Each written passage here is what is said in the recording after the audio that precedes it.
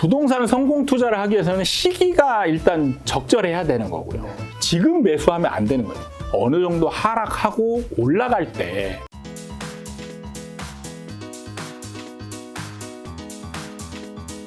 자, 이번 시간에는 투기의 역사에 관한 이야기를 좀 한번 해보려고 하는데, 소장님 책에 투기의 역사를 알면 이제 투자가 보인다, 이런 문장이 있더라고요. 네. 그래서 전 세계에 알려진 일단 역대 투기 사건들은 좀 네. 어떤 것들인지 보니까 하나씩 제가 말씀을 드리면 설명만 간략하게 좀 해주시면, 첫 번째가 선물 거래의 시초, 튤립 투기. 아, 이거 뭐 유명한 투기 사건이죠. 네, 그냥 누구나 이제 투기하면 바로 떠오르는 게 이제 튤립 투기 사건이죠. 맞습니다. 네. 이때 진짜 선물 거래식으로도 이제 이루어진 거예요. 네. 그리고 미리 이제 매수, 막 미리 이제 그 튤립을 살 수 있는 권리를 미리 매수하고 막 이런 상황들이 벌어졌었죠. 그러면서 이제 그때 이제 이게 폭락하게 된 계기가 뭐였을까 이제 궁금해서 막 찾아봤더니 이 그 튤립 뿌리잖아요. 네네. 뿌리가 양파처럼 이제 생겼거든요. 네네. 그래가지고 어떤 이제 굉장히 큰 이제 대저택의 요리사가 네네네. 이거를 양파인 줄 알고 요리를 해버린 거예요. 이게 이제 그때 당시만 해도 이 뿌리 하나가 집 한 채, 엄청난 큰 집에 집 한 채 가격이었거든요. 네네. 그래가지고 이거를 요리했으니까 이제 난리가 날 거 아니에요. 네네네. 그래가지고 이거를 이제 소송을 했는데 진 거예요. 네, 이건 그냥 양파라고 뭐 비슷하게. 그러면서 이제 이때부터 그 튤립 뿌리 이게 가치가 없구나. 네, 라면서 이제 폭락을 하기 시작한 거죠. 자, 두 번째가 뉴턴의 돈까지 앗아간 남해 사건. 네, 남해 사건 같은 경우는 이제 영국에서 국채 발행을 하고 그 이제 회사가 일반 회사가 이제 그 남아메리카에 있는 채굴권을 이제 얻어가게 되는 권리를 주는 거예요. 그래가지고 이걸로 인해서 이제 그 일반 사람들이 이 회사의 주식을 사기 시작하는데 이게 이제 10배 이상 상승해 버린 거죠. 투기로 인해 가지고. 그러다가 이제 다시 이제 이거를 정부에서 이 회사 때문에 주식회사라는 회사가 이제 갑자기 그냥 뜨게 된 거예요. 그래서 주식회사라는 그런 타이틀만 달면 막 사람들이 주식을 막 사는, 그래서 막 완전 투기화 되니까 정부에서 이거 안 되겠다. 그래서 주식회사를 금지시키는 그런 상황이 되니까 갑자기 폭락해버리는 그런 이제 투기 사건이죠. 근데 이때에 뉴턴이 이제 이 회사를 투자를 했었죠. 투자를 하면서 이게 폭락할 때 유명하게 했던 말이 있죠. 과학적인 부분을 알 수 있지만 사람들의 광기는 내가 예측할 수 없다 하면서 거의 뭐 20억에 가까운 돈을 손해본 그런 유명한 일화. 세계에서 가장 똑똑한 그렇죠. 뉴턴이란 분조차. 사람의 광기는 내가 예측할 수가 없다. 자, 세 번째가 닷컴 버블의 대명사 새로운 기술. 네. 이때가 이제 2000년대에 이제 인터넷 그 붐이 불면서 이제 닷컴 뒤에 이제 닷컴이라는 그 회사 명만 들어가면 그냥 사는 상황이 벌어졌는데 이때 대표적인 회사가 새로운 기술이라는 회사죠. 이때 이 회사가 이제 뭘 갖고 떴냐면 다이얼 패드.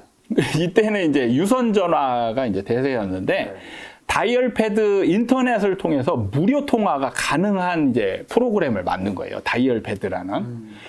실제 이게 그래가지고 열풍이 불었어요. 완전히. 그래서 실제로 제가 이때에 인터넷 설치 기사로 일을 했었거든요. 근데 지금 그 인터넷, 초고속 인터넷을 설치해 달라고 요청한 사람들이 거의 인터넷에 관심이 없는데 왜 설치하냐 그랬더니 제일 먼저 인터넷을 설치하고 프로그램을 깔아달라고 하는 게 다이얼 패드였어요.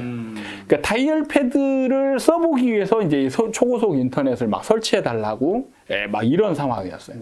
그렇게 열풍이기 때문에 이게 이제 500원짜리 주식이 72만 원까지 갔었습니다. 어마어마하네. 그러다가 이제 완전히 99% 폭락해버리는 그런 상황이 이제 발생을 했죠.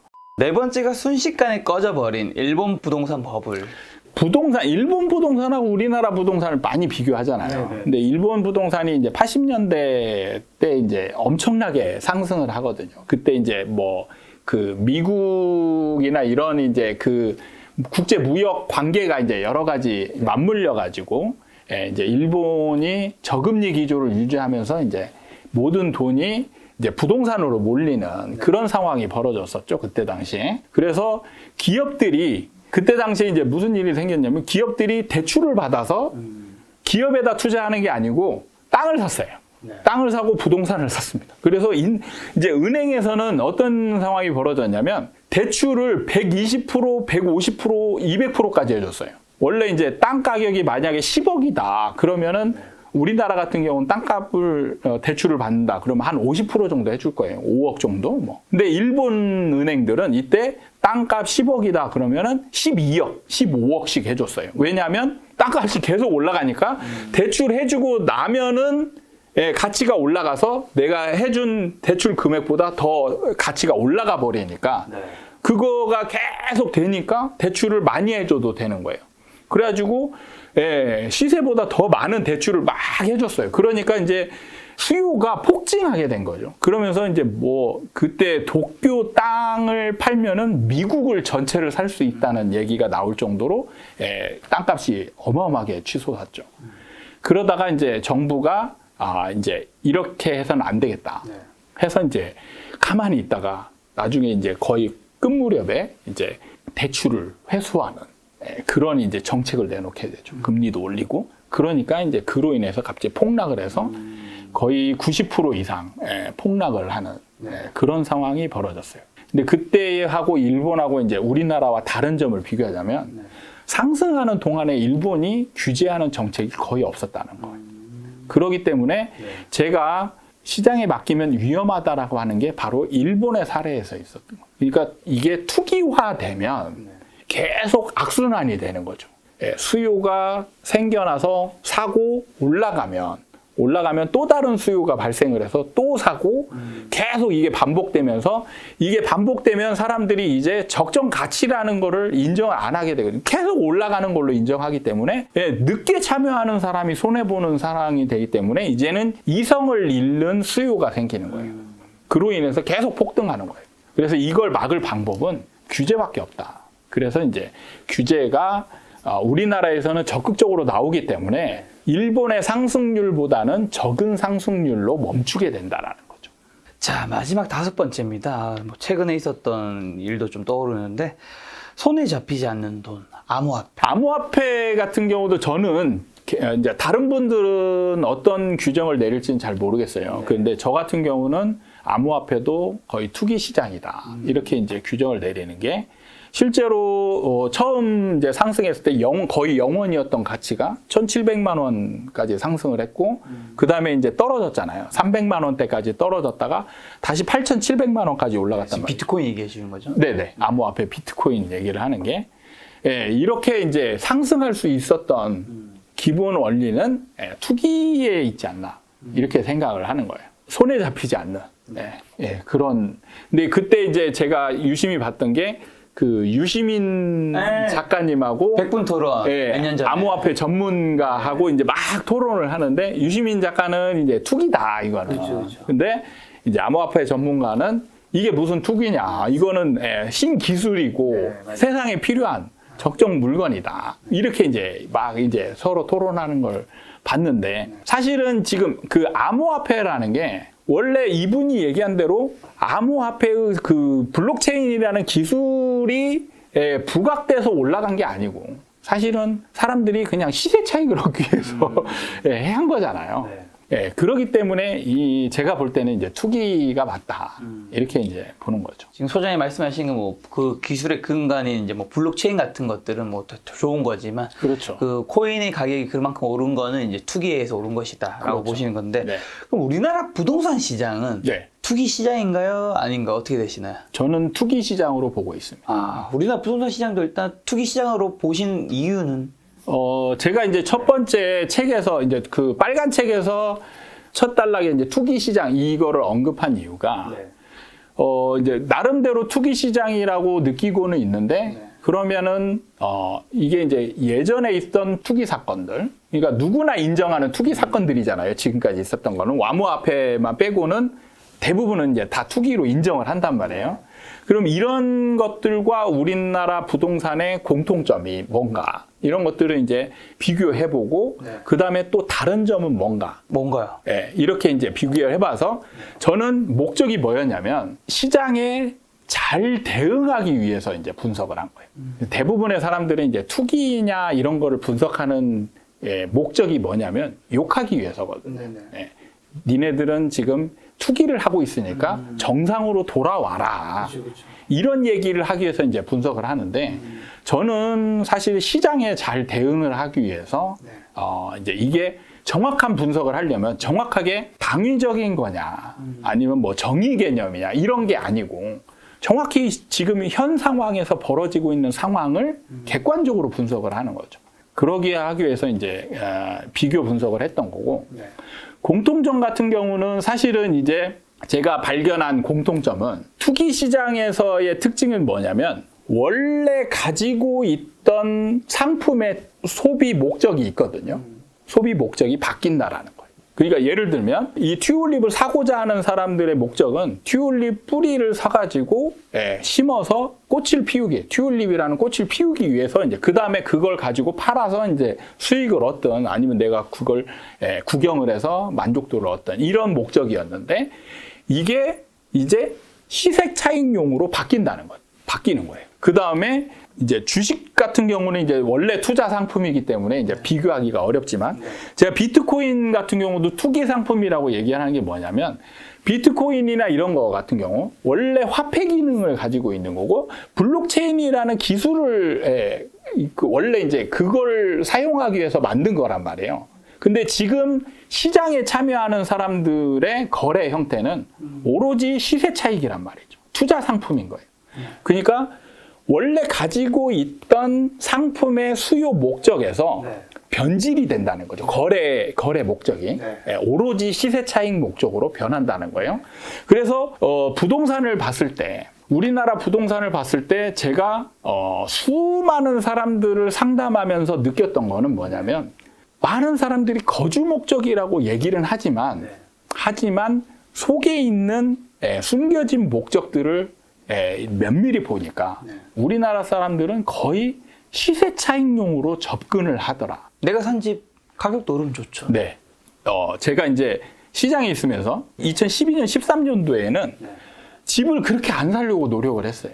저는 그게 너무 의문이었습니다. 이때쯤이면 가격이 싼데 그러면은 주거 목적이라면 쌀 때 사가지고 편하게 살면 좋을 텐데 안 사요. 더 떨어질까 봐 안 사는 거죠. 그러니까 뭐냐면 가격이 더 중요한 변수라는 거예요. 이 사람 입장에서는 주거용이지만 더 위에 있는 게 가격 변동이라는 거예요. 그렇죠. 네, 가격 변동이고 그 다음에 상승장에서 막 사람들이 못 사서 난리이고 그때 집을 못 산 사람들은 부부싸움이 일어나고 하면서 정말 죽을 것 같은 그런 심정을 일으키는 게 그 사람들이 집이 없냐. 아니 살고 있는 거예요. 주거 안정권을 완전히 해치는 건 아닌데 집에 올라가는 그 상황에서 이제 떨어져 있다라는 게 너무 이제 상대적 박탈감을 느끼면서 힘들어하는 거죠. 그러니까 모든 사람들의 감정이나 지금 집을 바라보는 목적이나 이게 다 시색 차익용으로 포커스가 맞춰져 있다. 이런 측면이고 실제로 비트코인도 유시민 그 작가와 그 비트코인 전문가가 얘기를 할 때 서로 포커스가 안 맞은 건 뭐냐면 이분은 계속 그 블록체인 기술에 대한 얘기를 하는 거예요. 근데 거래하는 사람들은 기술은 아무 문제가 없는 거예요. 그거는 아무 상관이 없이 오로지 시세 차익용으로만 접근을 했기 때문에 그런 사람들이 대부분이 시세 차익용으로 접근을 하는 거는 바로 투기 상품이다. 그러면 이제 투기라는 거 측면에서 뭐 공통점이 있다면 차이점은요? 부동산 시장과. 부동산 시장과 투기 상품의 차이점은 상승폭의 차이가 있더라. 그러니까 뭐냐면 튤립이든 뭐 남해 사건이든 일본 부동산이든 이런 것들은 사실 끝을 모를 정도로 엄청난 상승을 했어요. 거의 뭐 10배. 그 비트코인 같은 경우는 뭐 20배, 30배. 뭐 이런 정도로 상승을 했어요. 단기간에. 그러니까 어마어마한 상승을 한 측면이 있는데 우리나라 부동산 같은 경우는 많아야 3배 정도. 2배에서 3배 정도 오르고 끝난다라는 특징이 있는 거죠. 그런 측면에서 이제 다른 점이 있는 거예요. 그게 원인이 이제 저는 우리나라에 있는 정책 때문이다라고 이제 진단을 하고 있는 거고, 이걸 나누는 목적은 뭐냐? 내가 적절하게 시장에 대응하기 위한 이거죠. 왜냐하면 만약에 이제 가정을 해보는 거예요. 내가 만약에 비트코인을 어느 가격에 가지고 있었다. 그럼 언제까지 보유할 거냐? 이런 측면인 거죠. 그래, 내 수익을 극대화시키기 위해서 이게 언제까지 오르고 언제쯤 떨어질까를 예상을 해야 되는 거잖아요. 그러기 위해서는 시장을 제대로 분석을 해야 어느 정도 이제 떨어지는 시점이나 이런 것들을 예상을 하고 대비를 하는 거가 될 수 있죠. 그래서 이제 분석을 하는 거예요. 그래서 우리나라 같은 경우는 한 2배, 3배 정도 올라가고 정책의 효과가 나타날 때쯤 되면 떨어진다. 그래서 그런 걸 제가 종합을 해서 작년 말쯤에 이제 정체기로 가는 상황에 이제 하락으로 갈 거다라고 얘기를 했을 때 많은 분들이 무슨 소리냐. 지금도 상승하고 있는데 라고 했지만 바로 진짜 정체기로 돌입을 했잖아요. 그게 이제 그런 측면인 거예요. 시장에 내가 적절하게 대응하기 위한 측면으로 투기냐 아니냐, 그리고 투기 상품들의 공통점과 다른 점이 뭐냐, 이런 것들을 분석을 하는 거예요. 이번에 변곡점에서 만약에 소장님 말씀이 맞으면 네. 부동산계에서 한층 더 위로. 그러니까 제가 이제 보면서 안타까웠던 게, 예를 들면 음마아파트 한번 그래프, 실거래가 그래프를 보잖아요. 그럼 신기한 게 그 상승하는 과정 중에 정말 많은 거래가 이루어졌습니다. 그러면 자, 여기서 의문이 드는 게, 자, 우리가 공부를 할 때 강남에 있는 아파트, 특히 재개발, 재건축 너무 좋잖아요. 그럼 내가 만약에 2015년도에 음마아파트를 샀다 가정하면 언제 팔았을까? 그런 상상 안 해보셨죠? 네. 일단 음아파트가 저한테 없어. 네, 그러니까요. 자, 그럼 이 거래가 일어났다는 거는 가지고 있던 사람이 팔았다는 얘기잖아요. 이 사람들은 왜 팔았을까? 이 정도면 충분히 수익을 실현했다고 생각하니까. 그렇죠.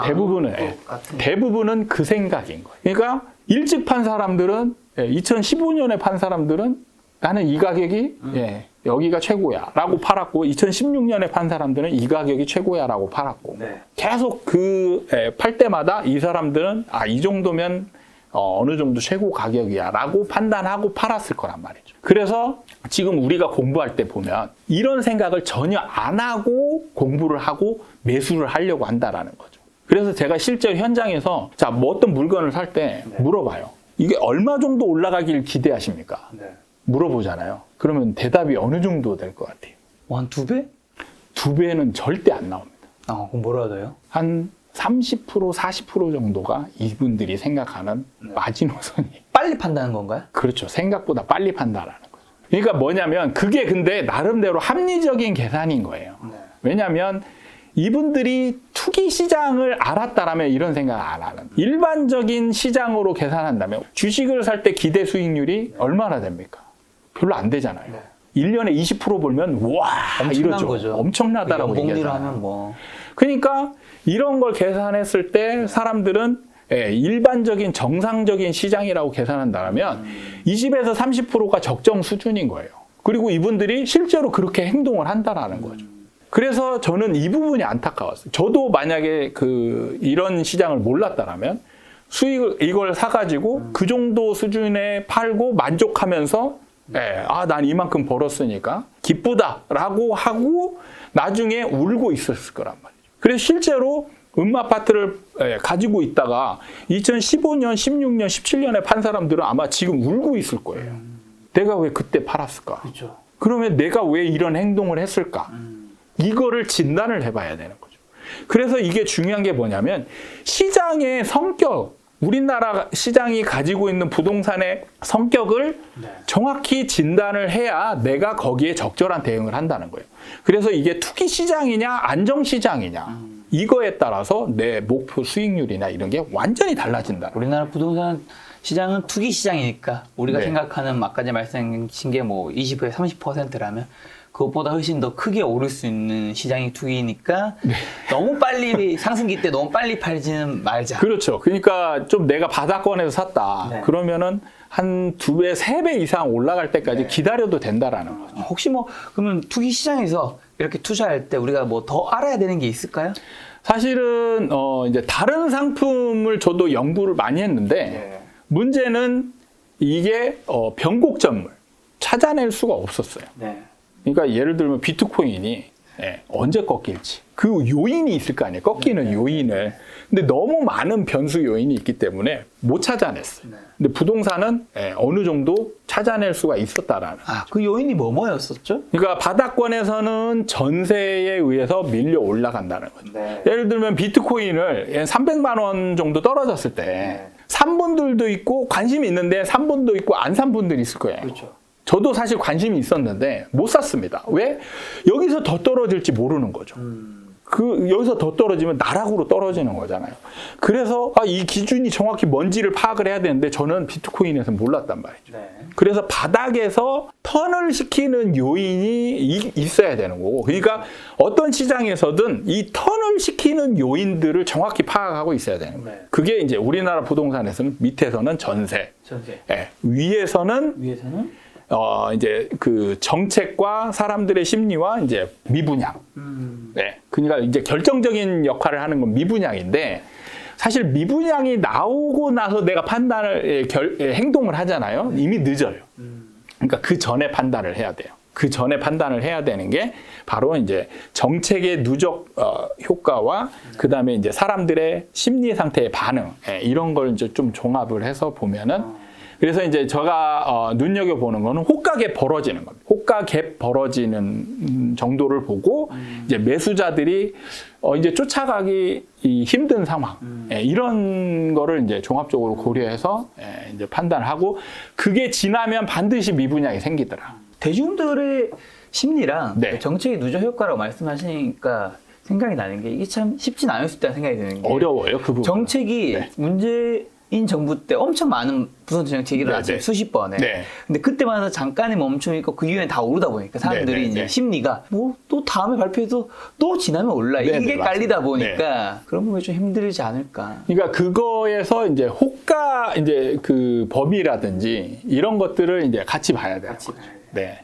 자, 이제 마지막으로 두 가지 질문하고 이제 소장님 보내드리려고 하는데 벌써 촬영 시간이 2시간이 넘어갔네요. 소장님이 요 입담이 좋으셔가지고. 자, 그렇다면 3040 세대분들을 위해서 뭔가 투자 조언 한마디만 좀 주신다면. 3040 거기에 덧붙여서 이제 20까지 덧붙이자면, 이분들이 어떻게 보면 지금 처해 있는 이분들의 20, 30, 40 같은 경우는 조금 운이, 사실 부동산은 재테크라는 건 운이 많이 따라야 되거든요. 그렇죠. 시장 상황이 내가 방향이 같아야 이제 딱 좋은데, 이분들이 이제 안타까운 거는 시장에 딱 나오자마자 시장이 막 급변하는 상황으로 되어 있어가지고, 이때 이제 많은 2030 세대들이 절망에 빠졌었죠. 내가 지금 회사에서 일해가지고 번 돈을 가지고 집을 구할 수 있을까? 이런 이제 절망감에 굉장히 많이 빠졌단 말이에요. 근데 여러분, 이제 이분들이 알아야 될 거는 이게 끝이 아니라는 거죠. 기회가 여기로 끝나는 게 아니고 다시 하락함으로 인해서 올 수 있어요. 좋은 기회가 오는데 이거를 알려주는 분들이 없다라는 거죠. 불안감만 가중시켜 놓으니까 2030 세대들이 지금 안 사면 못 살 것처럼 해서 연끌을 막 해야 되는 그런 상황으로 내몰리는 게 저는 너무 안타깝다. 사실은 하락하고 나면은 황금밭이 널려 있는 상황이 돼요, 부동산에서. 그러니까 여러분이 가진 돈으로 살 수 있는 물건이 진짜 널려 있어요. 널려 있는 상황이 오게 되거든요. 그러니까 이런 상황이 됐을 때 적극적으로 이제 매수할 수 있는 그런 마음 자세만 가지고 있으면 여러분들은 기회가 없는 게 아닌데, 그런 기회를 지금 스스로 날려버리는 그런 상황을 만들면 안 된다. 그렇게 해서 이제 조바심을 가지고 자꾸 막 연끌 매수를 하려고 하는 것보다는 지금은 매수를 한 뒤에 약간 오를 수도 있어요. 하지만 그 폭은 굉장히 작다. 수익성도 굉장히 작고, 그런 다음에 하락할 가능성이 훨씬 많으니까. 그러면 이제 나중에 굉장히 힘든 시기를 거쳐야 되고, 그래서 이럴 때 잘 참고 공부를 반드시 하셔라. 근데 반드시 공부를 하실 때 입지 공부보다는 사이클 공부를 하셔라는 개념. 사이클 공부를 하셔서 내가 적정한 시점, 바닥이다라고 판단했을 때 아무도 안 살 때 이때 적극적으로 매수할 수 있는 그런 기준을 명확히 만들어 놓는 게 중요하다. 알겠습니다. 아마 지금 질문에서 이제 다음 질문이 이어질 것 같은데요. 황금밭이 열릴 때 이제 매수를 해야 되는 건데 네. 그런 부동산 성공 투자를 위한 원칙과 방법만 마지막으로 한번 정리해 주신다면. 네. 부동산 성공 투자를 하기 위해서는 시기가 일단 적절해야 되는 거고요. 네. 시기가 적절하려면 지금 매수하면 안 되는 거예요. 네. 그래서 어느 정도 하락하고 올라갈 때 매수를 하면 되는데, 자, 이때 매수할 때는요, 네, 두 번째 조건인데, 약간의 무모함을 덧붙여도 돼요, 이때는. 네, 이때는 영끌해도 됩니다. 그래야 부자가 될 수 있어요. 약간 소심하면 사실 하나 사고 말 수도 있잖아요. 근데 두 개, 세 개 사도 되는 거죠. 하락했을 때. 네, 하락하고 나서 이제 상승하려고 할 때, 이때 약간 무모함을 곁들인 사람들이 이제 사실은 부자가 됐고요. 그냥 정상적인 거래를 했던 분들은 그냥 이제 어느 정도만 그냥 내가 충분히 생활할 수 있는 그런 이제 자금만 마련하는 그런 상황이 됐었습니다. 그런 다음에 반드시 리스크 관리를 또 해야 돼요. 그러니까 상승장이 계속 진행되면 우리가 이제 사이클을 잘 모르는 사람들은 계속 또 상승할 것 같다 이렇게 얘기잖아요. 그러면서 계속 들고 가기만 하는 거죠. 그냥 뭐 장기 투자 무조건 우상향하니까 장기 투자가 답이다라고 해서 무조건 들고 가기만 하면 그건 또 좋은 상황이 아니다라는 거죠. 다시 떨어지면서 길게 떨어지면서 굉장히 많이 떨어지면서 그동안 모아놨던 씨들을 이때 또 다 날릴 수 있기 때문에 리스크 관리를 좀 철저히 하셨으면 좋겠다. 이 세 가지만 명심하시면 예, 여러분들은 아직 늦지 않았다. 충분히 재벌에 가까운 부자가 될 수도 있다. 부동산 투자만 가지고. 재벌이요? 재벌까지 너무 가신 것 같은데 부가 좀 더 쌓일 수 있다. 예, 그렇죠. 이거가 이제 약간의 이제 성격 차이일 수 있겠지만 사이클 한 번에 거의 뭐 수십억, 수백억을 번 사람들도 있으니까요. 예, 이런 사람들처럼 시드머니를 잘 모아서 충분한 투자를 하면 부자가 될 수도 있다. 알겠습니다. 소장님 오늘 나오셔서 또 2시간 넘게 인터뷰해 주셨고, 그리고 또 지난번에도 나오셔서 뭐 274만의 총조회수, 그리고 요즘에 또 다른 많은 채널에 나가시잖아요. 네. 아마 그 영상들에서 조회수가 좀 제가 알기로 높은 걸로 아는데 그만큼 뭐 많은 시청자분들이 요즘 소장님의 영상을 찾아본다라는 건데, 그런 시청자분들에게 뭐 개인적으로 마지막으로 하시고 싶은 말씀이 있다. 어떤 게 있을까요?